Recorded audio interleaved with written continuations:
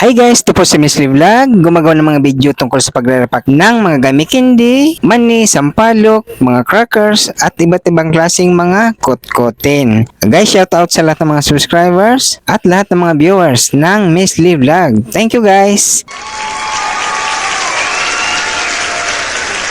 At sa mga makakapanood nito, pag nagustuhan nyo mga ganitong klaseng video, please like and subscribe para lumago ito yung ating channel at marami pa tayong magawang video, may share sa ating mga kaubayan na naghahanap ng mga extra income at pagkakakitaan. Thank you guys! Ang repakin natin ngayon, marshmallow big. Ang isang balot nito na 680 grams ay nagkakalaga ng 110 pesos. Dito natin to nabibili guys sa Divisoria, Manila. Doon tayo namimili ng mga pangtinda at pangkakakitaan. Ito ang gagamitin naman nating plastic. 3x5. 4 na piraso. Pang 5 pesos lang guys.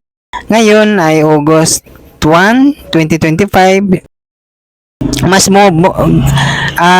Kung gusto nyo guys na mga naghanap kayo ng mga pagkakakitaan, at ito ang presyo natin at ituturo natin ang pagre-repack para pwede nyo rin gawin kagaya na ating nire-repack at pwede rin kayo kumita guys nitong mga kutkutin or mga gummy candy at malaki ang mga tubo nito guys. Itong mga kagaya nitong mga kutkutin na to. Ayan ganun lang.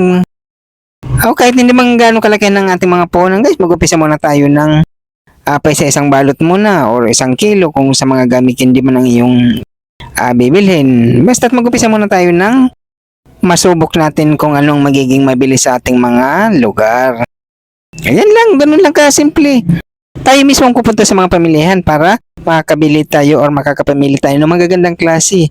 Kagaya nitong marshmallow guys, ang pipiliin ninyo yung makintab ang marshmallow, yung hindi siya kulubot kasi merong marshmallow na kulubot na, ibig sabihin luma na yun at huwag niyong kukunin yun.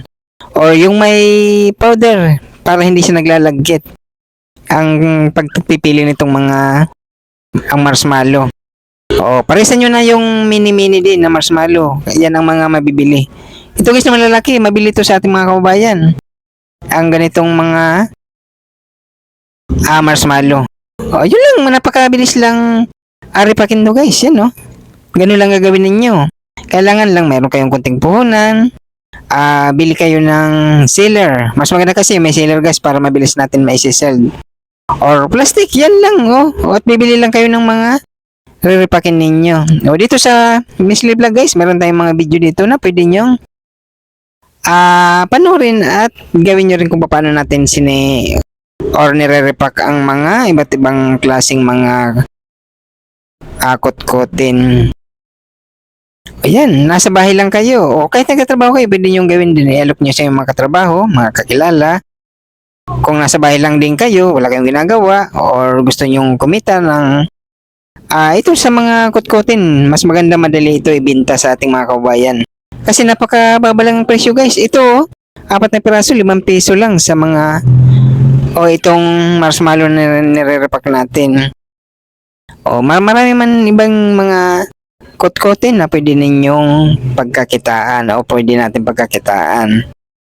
Yan, mas maganda kung wala, halimbawa, hindi kayo nagtatrabaho, gusto yung kumita, nasa bahay kayo, meron kayong pagpipistuhan dyan, binta naman yan, anong klaseng pwede nyo pag-displayan. Kung bintana yan, huwag nyong lalagyan ng screen guys, para mas kitang-kita sa labas ng ating mga kababayan. Yan guys, bago ninyo i-sell, kailangan bilangin nyo muna kung magkano inyong puhunan at saka kung ilan ang inyong nabalot. Makikita nyo. Bilangin nyo muna kung magkano yung puhunan, tapos yung iba, yun na ang tubo. Para i-adjust nyo kung okay sa inyo ang presyo. Itong sa ating guys, pang 5 peso lang to. Pero kung sa inyong mga nasa ibang lugar, i-adjustin nyo kung magkano inyong presyohan. Kayo nang bahala para alam nyo ang inyong kikitain. Yan. Ito pwede nyo i-display. Alam mo, may mga bintana kayo dyan. Pwede nyo i-display or paglagyan ng display. Yan, inalagyan natin na mga ganyan. Mga planggana na maliliit. Mga basket. Pero ang gagawin natin dito guys, i-stapler natin to sa karton ng cake. Mamaya makikita ninyo kung paano natin to ginagawa ng maging maganda ang kanyang pagkaka-display. Oo, pag na-display na yan guys, maganda yan tingnan. Oo, magiging maganda ang kanyang pagkaka. At saka madali makita kung meron kayong mga bintana dyan. No? Huwag nyo lalagyan ng screen para kitang-kita sa labas ng ating mga kababayan. Ayan, kahit mag-umpisa muna kayo, pakunti-kunti lang muna. Kung anong magiging mabili, sana na kayo magdadagdag ng inyong bibilhin sa susunod ninyong pamimili. Ganun lang mga teknikan dito sa mga kotkotin. May mga crackers, mga macaroni, yan ang mga mabibili guys, mga sampalok, mga iba't ibang flavor ng mani. Maganda guys yung mga mani na nabibili natin, wala siyang mantika. At saka mga puff beans o iba't ibang klase mga gummy candy. Marami tayong pagkakita guys na hindi naman tayo gagastos ng malaking puhunan sa mga ganitong mga nire-repack. Yan o, ito sa akin guys, 5 piso, kaya mabili to. 5 piso lang, kayang-kaya ng ating mga kababayan na bilhin, at saka yung presyo yung 5. At pwede rin kayong gumawa ng pang 20 pesos na presyo. Nasa sa inyo na guys kung okay lang sa inyo mga ganito. Pag-repack natin at gawin nyo din para lahat tayo ay kumita. Yan. Di ba na hindi naman gano'n ka mahirap gawin to. Yan re-repackin nyo lang.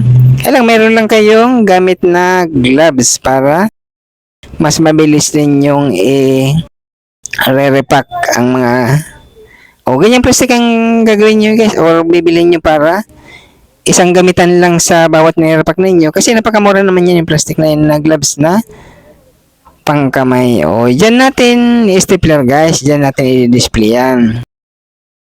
Karton yan ng cake, yung cake na mga nabibili natin pag may mga birthday yan. Kung mayroon kayong kapitbahay dyan na bumili ng cake, yan, bilhin nyo rin ng mga ganitong karton. Kung malalaking karton ng cake, pwede nyo bilhin yan ng 20 pesos, 25, o depende sa laki. At saka kaysa itatapon lang, mapakinabangan pa natin yung mga karton na yan. Yan di ba maganda na ang pag-stapler nyo guys, magkabilang gilid para maganda tingnan at marami ang may lalagay natin. Guys, importante yung karton na yan huwag nyo ipapaputol sa mga mamimili. Kasi karamihan minsan gusto nilang punitin. Huwag nyo bunot lang isa-isa, yun lang sasabihin nyo sa customer. Pag bungad ka agad, sabihin nyo na bunot lang. Kasi pag hindi nyo nakita guys, pupunitin or puputulin nila ang karton na yan. Ganun ng mga ibang customer. Yan. Kasi marami natin magagamit yan, yung karton na yan. Halos taon yan magagamit yan, yung ganyan na karton yan. Kasi matibay yan, may plastic yan sa karton, kaya hindi basta-basta yan napupunit. Ganun lang yung gagawin na pag repack yun. Maganda natin pag na-display yan guys, magiging ganito ng hitsura niya. Yan napakadali lang gawin at kayang-kaya ninyong gawin din ng ating mga kababayan. Yan na-repack natin guys. Napakaganda na. Di ba? Simple-simple lang gawin. Guys, nagpapasalamat tayo sa lahat ng mga subscribers ng Miss Lee Vlog. Thank you guys. Kung gusto nyo ganitong klaseng video or pagre-repack at pagtitinda ng mga kutkutin, gawin nyo rin para lahat tayo ay kumita. Guys, abangan ninyo ang susunod natin mga video tutorial tungkol sa mga pagre-repack ng iba't ibang klaseng mga gummy candy. Thank you guys. Bye.